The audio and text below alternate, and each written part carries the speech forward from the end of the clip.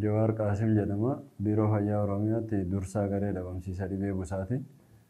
Dhukkubni busaa dhukkuboota daddarboo rakkoo fayyaa hawaasaa ta'an keessaa isa tokko. Dhukkubni kun namni hedduu dhukkubsachiisuudhaan akkasumas du'aatii namoota hedduutiifis sababa ta'uudhaan dhukkuba beekamuudha. Akkuma addunyaatti akka biyya keenyaattis akka naannoo keenyaattis namni baay'een dhibee kanaan akka dhukkubsatu akkasumas akka du'uuf dhukkuba sababa ta'uudhaan beekamu.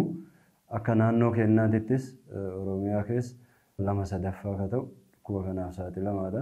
Facaatiin dhibee busaa yeroon inni itti beekamu yeroo lamadha. Akka biyya keenyaattis akka naannoo keenyaattis yeroo rooba gannaa fi yeroo rooba arfaasaa hordofuudhaan dhukkuba facaatiin isaa ol dabalu yookaan tatamsa'inni isaa hawaasa irratti dhiibbaa cimaa geessisuudha. Baroota kanaan duraatti wal bira qabnee yoo ilaallu dachaa 2 dachaa 3 aanonni godinaaleen keessatti dabaleen jira waan ta'eef yeroon fuuldura keenya jiru fulbaanaa kaasee haga muddeetti ji'oonni jiran immoo yeroo facaatiin dhibee kanaa tatamsa'inni dhibee kanaa dachaadhaan daran dabaluu danda'uu fi bifa weeraraatiin kanaa ol mul'achuu danda'u waan ta'eef weerara kana yookaan immoo facaatii tatamsa'ina ol ka'e kana to'achuudhaaf Biiroon Fayyaa Oromiyaa caasaalee gadii jiran wajjin ta'ee tattaaffii adda addaa taasisaa jira. Yeroon fuuldura jiru fulbaanaa haga muddee jiru yeroo weerarri caalmaadhaan itti cimuu danda'u waan ta'eef qaamni sadarkaa adda addaatti jiru of eeggannoon taasisuu qabu keessa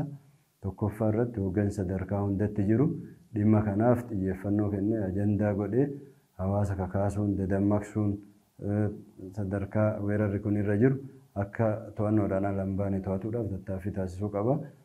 Ogeessi fayyaa sadarkaa hundattis jiru hawaasa barsiisuun dadammaqsuun saaphana siree hawaasaaf dhiyaatu kan hojii hawaasni itti fayyadamaa jiraachuu isaa hordofuu dhiyeessii qorichaa akka addaan hin cinne taasisu namni gara dhaabbilee fayyaa yoo dhufe dafee qorannoodhaan erga mirkanaa'ee booda yaala akka argatuuf tumsa isaan irraa eeggamu taasisuu qaba.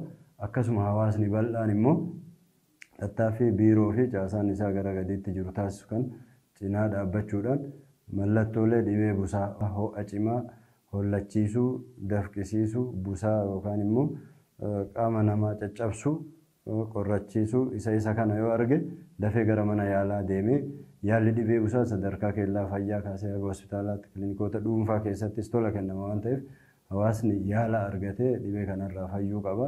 Itti aansuudhaan immoo maloota ittisa dhibee busaa saaphana siree raabsameef itti fayyadamuu qaba.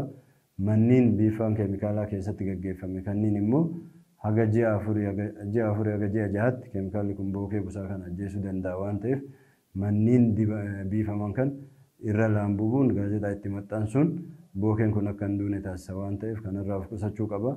Akkasuma naannoo isaa qulqulleessuu bishaan walitti qabamee faayidaa malee taa'u yaasuu lolaasuu naannoo bishaan gurguddaa ta'e haroon gurguddaan jiran yaasuun dhangalaasuu hin danda'amnetti immoo keemikaalota laarvaa kana ajjeesuu danda'u fayyadamuun dhibee farra misoomaa farra lubbuu namaa ta'ee fi nama baay'een akka dhukkubsatuuf sababa ta'e kan hojii ofirraa ittisuu fi dhabamsiisuuf taasifamu kanaaf tumsa akka taasisu ergaa dabarsuu barbaada.